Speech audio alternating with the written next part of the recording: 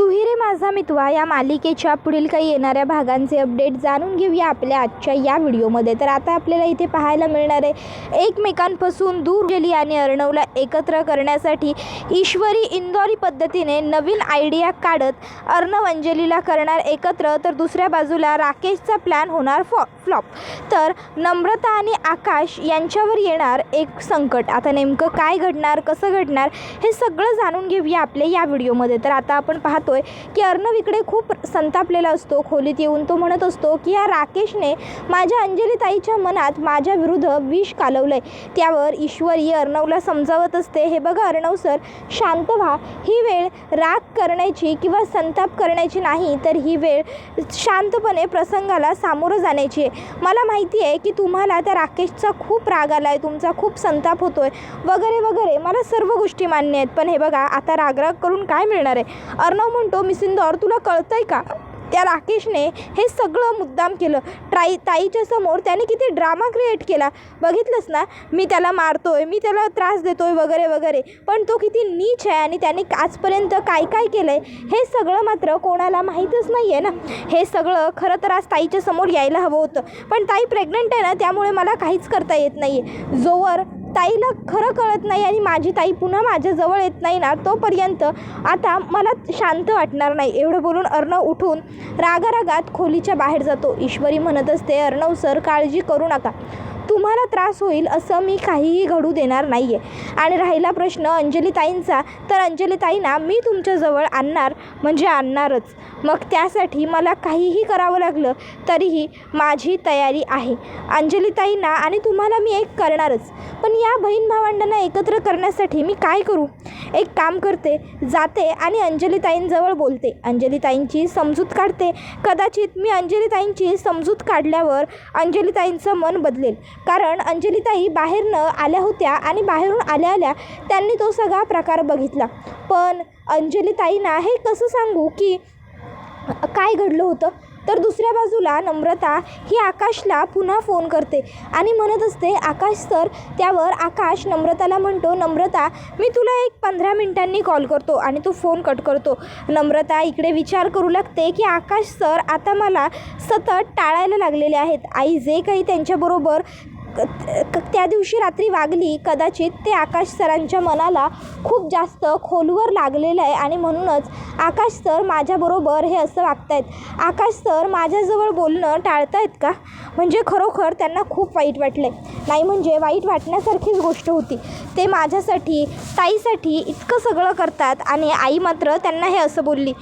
थोड्या वेळानंतर नमू पुन्हा आकाशला स्वतःहूनच कॉल करते आणि आता ती आकाशला म्हणत असते, आकाश सर तुम्ही म्हणाला होतात 15-20 मिनिटात फोन कराल म्हणून, पण त्याबरोबर आकाशला इकडे आता फोनचा आवाजच येत नसतो। तो हॅलो हॅलो करत असतो, पण फोनचा आवाजच येत नसतो, फोन कट होऊन जातो। थोड्या वेळानंतर आकाश नम्रताला कॉल करायचे ट्राय करतो, पण आता नम्रताचा फोन लागत नसतो। त्यानंतर मग आकाश त्याची कामं करायला सुरुवात करतो।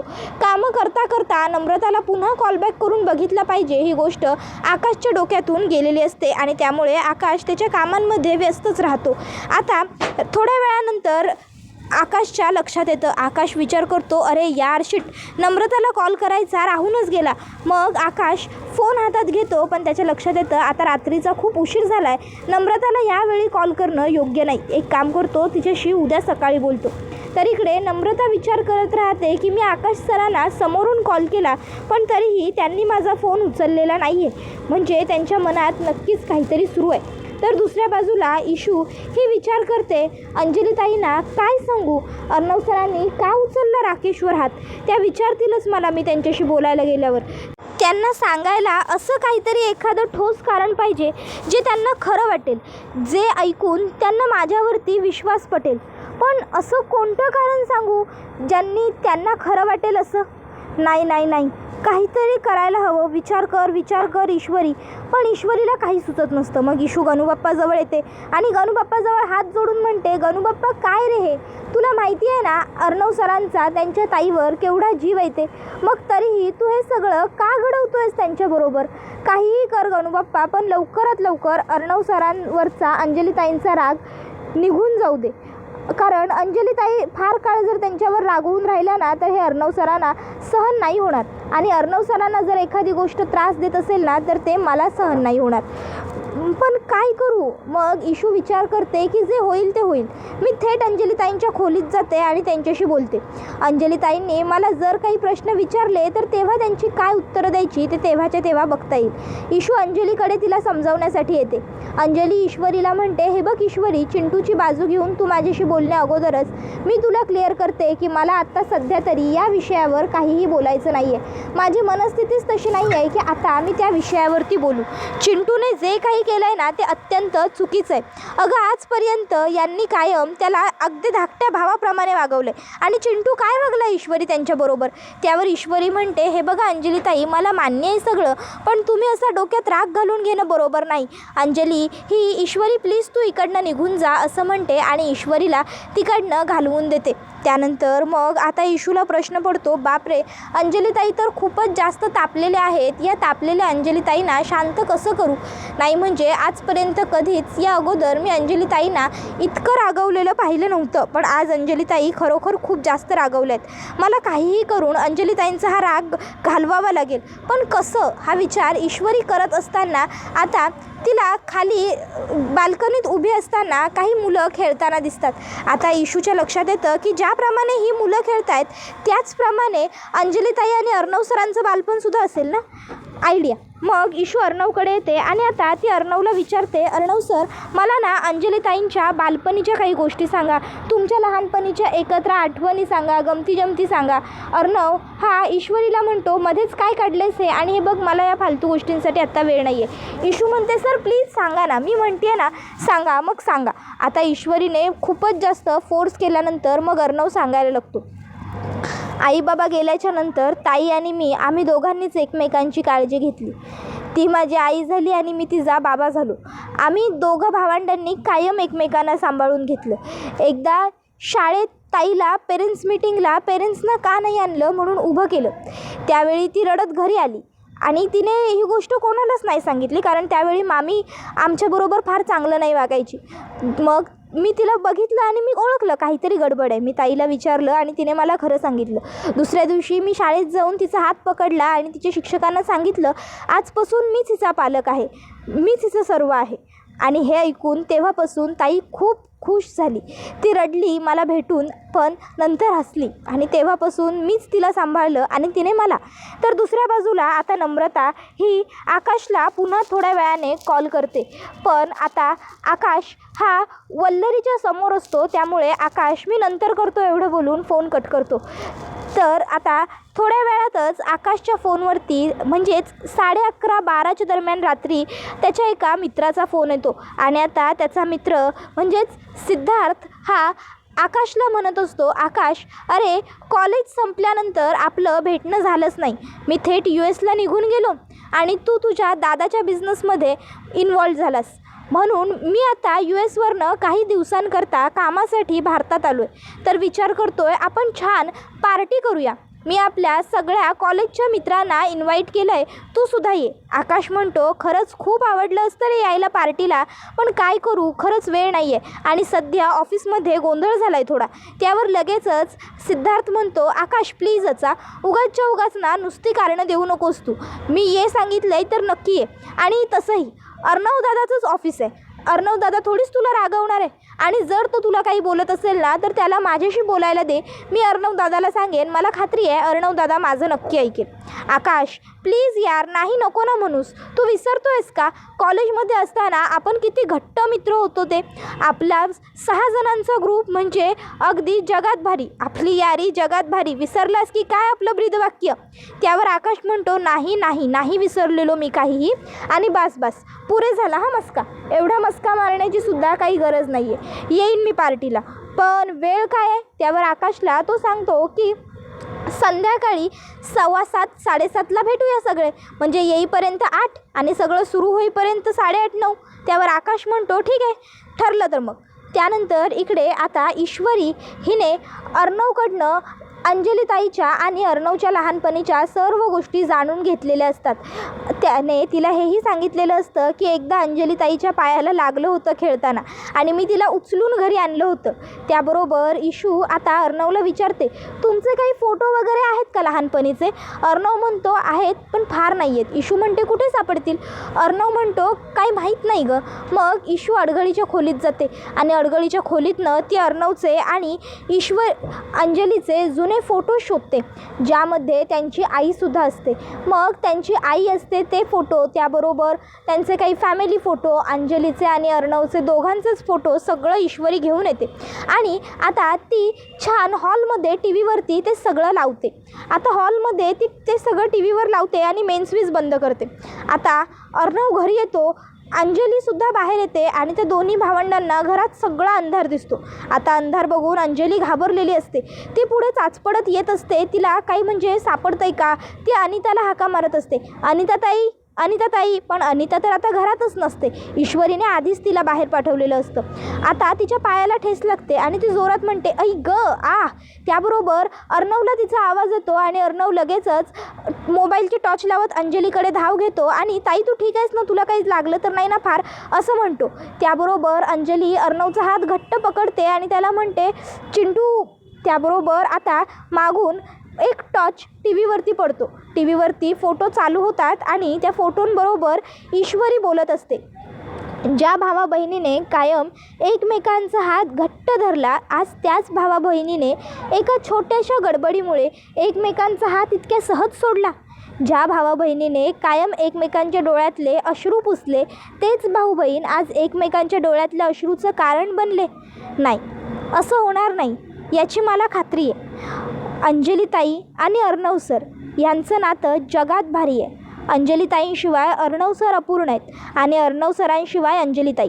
कारण या दोघांच्याही नात्याला कोणाची दृष्ट कधी लागूच शकत नाही. या दोघांनाही एकमेकांसोबत असणं गरजेचं आहे. हे दोघं एकमेकांचा श्वास आहेत. आता हे सगळं काही जेव्हा ते दोघं ऐकतात तेव्हा दोन्ही भावंडं अगदी इमोशनल होतात आणि अर्णव अंजलीला तशीच घट्ट मिठीत पकडून ठेवतो आणि त्यावेळी आता त्या दोघं जणांना फोटो बघून त्यांचं बालपण आठवू लागतं. त्यांना आठवतं की आईने फाशी घेतल्यानंतर अंजली पूर्ण कोलमडून गेली होती, पण अर्णवने तिला आधार दिला होता. आता अंजली ते सगळं आठवते आणि तिचा राग अर्णववरचा कमी होतो. तर दुसऱ्या बाजूला राकेश हा विचार करत असतो, वा वा वा राकेश वा, काय मस्त गेम केला आहेस तू. आता ह्या अंजलीमध्ये आणि अर्णवमध्ये जो काही वादाचा वणवा पेटलाय का नाही, तो असाच तुला खूप वाढवत घेऊन जायचं आहे. इतका वाढवायचा आहे की अंजलीने अर्णवचं तोंडही बघता कामा नये. आणि एकदा का अंजलीने अर्णवचं तोंडही पाहणं बंद केलं की मग तिचा लाडका चिंटुकल्या कायमचा तुटून जाईल, कोलमडून पडेल. आणि एकदा का तो अर्णव कोलमडून पडला की याच गोष्टीचा फायदा आपल्याला घेता येईल आणि त्याची प्रॉपर्टी हडप करता येईल. वा राकेश वा, काय उत्तम डोकं आहे. चला तर मग आज दारूला जरा सुट्टी देऊया आणि बायकोबरोबर गोड बोलणारा मूड ऑन करूया. आता त्या मूर्ख बावळट अंजलीला मला राणी सरकार करून पुन्हा डोक्यावर घ्यावं लागणार, पुन्हा तिचं कौतुक करावं लागणार. पण काय करणार, पर्याय नाही आहे असा विचार करत राकेश घरी येतो आणि घरी येऊन बघतो तर काय, अंजली आणि अर्णव तर एकत्र आहेत. हे बघून राकेशला खूपच जास्त राग येतो आणि हे सगळं काय घडलं, कसं घडलं हे त्याला प्रश्न पडतो. तर दुसऱ्या बाजूला आता नम्रता ही विचार करू लागते की काय झालं असेल, आकाश सर माझ्याबरोबर बोलतच नाही आहेत, असं कसं? नाही म्हणजे ना काहीतरी गडबड आहे. आज फोन करते पुन्हा त्यांना. मग नम्रता पुन्हा आकाशला फोन करते. आकाश तिचे फोन उचलतच नसतो. नम्रता ही विचारत पडलेली असते की आकाश सर खरोखर माझ्यावर एवढे नाराज झालेत का की ते माझा एकही फोन उचलत नाही आहेत. आता बिचारी नम्रता फोन करत असते, पण इकडे आकाशचा फोन तर सायलेंटवर असतो, कारण तो महत्त्वाच्या मीटिंगमध्ये बसलेला असतो. आता मीटिंग वगैरे संपल्यानंतर आकाश नम्रताला फोन करायला फोन हातात घेतोच, पण इतक्यात आकाशला त्याच्या मित्राचा मेसेज दिसतो. हॉटेल ग्रीन प्लाझा संध्याकाळी 7:30च्या आधी. नक्की पोहोच, वेळेवर ये आकाश. मग आकाश हा मेसेज वाचतो आणि म्हणतो, बाप रे, लवकर लवकर घरी गेलं पाहिजे, आवरलं पाहिजे, तयार झालं पाहिजे आणि लवकर पोहोचलं पाहिजे, नाहीतर सिद्धार्थ रागवेल आणि बाकीचे सगळेसुद्धा रागवतील. मग आकाश घाईघाईने घरी येतो, छान नवीन मस्त कपड्यांना प्रेस करतो आणि आवरून आता तो निघालेला असतो त्याच्या मित्रांना भेटायला जायला. या सगळ्या धांदलीत त्याने पुन्हा एकदा नम्रताला फोन करायचा राहूनच गेलेला असतो. आता मित्रांबरोबर भेटल्यावर मस्त पार्टी वगैरे होते. आकाश याला त्याचे मित्र, काय मग आयुष्यात कोणी आलं का, एकटाच आहेस अजून, असं विचारतात. त्यावर आकाश त्यांना नम्रताबद्दल सांगतो. आकाशचे मित्र नम्रताबद्दल ऐकून खुश होतात. तर इकडे नम्रता आकाशला सतत फोन करत असते, पण आता आकाश लाऊड म्युझिक त्याच्या कानांवरती पडत असतं, त्यामुळे नम्रताचा फोन उचलू शकत नसतो. तर आता आकाश म्हणतो, थांबा मी तुम्हाला तिचा फोटो दाखवतो. फोटो दाखवायला आकाश जेव्हा फोन काढतो तेव्हा त्याला नम्रताचा फोन येतोय असं कळतं. आकाश फोन उचलतो आणि हॅलो नम्रता, सॉरी मला फोन उचलायला मिळालं नाही असं म्हणतो. नम्रता म्हणते, आकाश सर मला तुम्हाला भेटायचं आहे, तुम्ही कुठे आहात? त्यावर आकाश म्हणतो, मी हॉटेल ग्रीन प्लाझामध्ये. पण काय झालं, तुला मला का भेटायचं आहे, काही अर्जंट काम होतं का? त्यावर नम्रता म्हणते, आकाश सर ते सगळं तर मी तुम्हाला भेटूनच सांगते. ठीक आहे, तुम्ही हॉटेल ग्रीन प्लाझामध्ये आहात ना, तिथेच थांबा, मी तुम्हाला तिथेच येऊन भेटते. आकाश नम्रताला सांगतो, ठीक आहे ये तू. नम्रता फोन ठेवून देते आणि आता ती ठरवते की मी जाऊन आकाश सरांना भेटणार आणि त्यांच्याशी बोलणार. आई त्यांच्यावरती रागवली, त्यामुळे त्यांचा जो काही माझ्यावरती राग झालेला आहे तयार, तो सगळा राग मी साफ पुसून काढणार, खोडून काढणार. आकाश सर माझ्यावरती एवढे दिवस नाराज असलेलं मला नाही आवडणार, नाही सहन होत आहे मला. आमच्या दोघांची मैत्री ही अशी स्पॉईल नाही होऊ देणार मी. मग आई क्लाउड किचनमधनं घरी यायच्या आधीच नमू ही बाबांना सांगते, बाबा माझं थोडं काम आहे बाहेर, मी जाऊन येते, पण तुम्ही घरीच थांबा. आणि मग नमू ही घरातनं बाहेर पडते. घरातनं बाहेर येऊन ती आता रिक्षा शोधत असते, पण आता नमूला रिक्षासुद्धा लवकर मिळत नसते.